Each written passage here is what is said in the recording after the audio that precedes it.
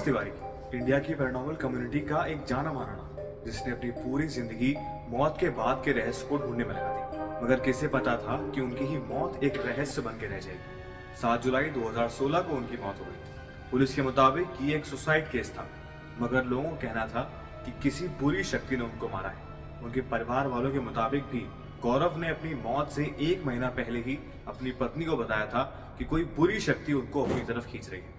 और गौरव के फैंस की माने तो ये कोई बड़ी बात नहीं है कि सच में उन्हें कोई नकारात्मक शक्ति अपनी ओर खींच रही हो।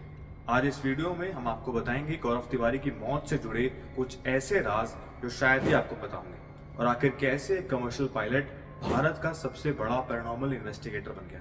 इस कहानी की शुरुआत होती है अमेरिका में, जब गौरव अपनी एविएशन की पढ़ाई के लिए वहां जाते हैं और फ्लोरिडा में एक रेंटेड अपार्टमेंट में रहने लग जाते हैं। उस अपार्टमेंट में उन्हें कुछ अजीबोगरीब चीजें फील होना शुरू हो जाती हैं, जैसे चीजों का अपने आप हिलना, अचानक से किसी छोटी बच्ची की आवाज आना। जब उन्होंने इस मामले की जांच पड़ताल की तो उन्हें पता चला कि वहां एक छोटी बच्ची की आत्मा रहती थी। उसके बाद इन चीजों में गौरव का ऑब्सेशन बढ़ने लगा और वो अपनी ट्रेनिंग को बीच में ही छोड़कर इंडिया वापस आ गए। इंडिया आकर गौरव ने इस बारे में और जानकारियां निकाली। उसके बाद उन्होंने इंडियन पैरानॉर्मल सोसाइटी बनाई। इस सोसाइटी का काम था उन लोगों की मदद करना जो पैरानॉर्मल प्रॉब्लम्स में फंसे हों। गौरव ने टेड टॉक्स में जाकर भूतों और क्वांटम मैकेनिक्स के बारे में भी बात की थी। उन्होंने कहा था कि भले ही बहुत सारे लोग सोचते हैं कि ये सब दिमागी बीमारियां होती हैं, लेकिन फिर भी कहीं ना कहीं ये एनर्जी असल में होती है। इसके अलावा उन्होंने मौत के बाद के एक्सपीरियंसेस के बारे में भी बात की थी। गौरव ने अपने करियर में 6000 से भी ज्यादा हॉन्टेड लोकेशंस की जांच की थी। गौरव के शोज लगभग हर न्यूज चैनल पर आने लगे थे। उसके अलावा गौरव ने MTV girls night out, haunted weekends, fear files, haunting Australia और भूत आया जैसे कई टीवी शोज भी किए थे। और तो और मरने से 17 घंटे पहले ही उन्होंने ट्वीट भी किया था कि उनकी फोटो यूथ इनकॉर्पोरेटेड मैगजीन के कवर पर आने वाली है। इन्हीं सब वजहों से लोगों के मन में और खासकर गौरव के फैंस के मन में ये सवाल उठने लगे कि आखिर कैसे सुसाइड का ख्याल उनके मन में आ गया। आखिर कोई इंसान सुसाइड करने से कुछ मिनट पहले मेल क्यों चेक करेगा, और आखिर गौरव के गले पर वो निशान किस चीज का था। इस बात को लेकर भी तरह तरह की बातें सामने आई थी।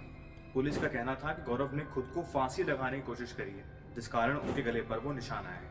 फिर ये बात भी उठी कि गौरव ने अपना गला दबाकर खुद को मारने की कोशिश की थी, मगर गौरव के फैंस और उनके परिवार वालों को इन बातों पर भरोसा नहीं हुआ। अब इस निशान का एक पहलू ये भी है कि गौरव खुद ही कहा करते थे कि इस तरह के निशान तभी आते हैं जब कोई नकारात्मक शक्ति या आत्मा आपसे बदला लेना चाहती हो। और इस ब्लैक लैम्प थ्योरी को साबित करने के लिए गौरव अक्सर 1976 में बनी American British supernatural horror film the Omen का उदाहरण देते थे।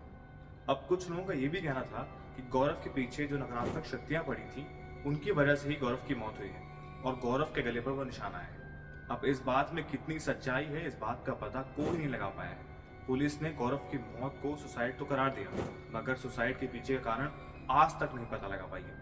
इससे एक बात तो साफ है कि किसी के पास भी कोई साफ जवाब नहीं है कि आखिर गौरव तिवारी की मौत हुई कैसे, और ये केस आज भी एक मिस्ट्री बन के रह गया है। आपको हमारा वीडियो कैसा लगा हमें कमेंट करके जरूर बताइएगा, और हमारे चैनल को सब्सक्राइब करना ना भूलिए।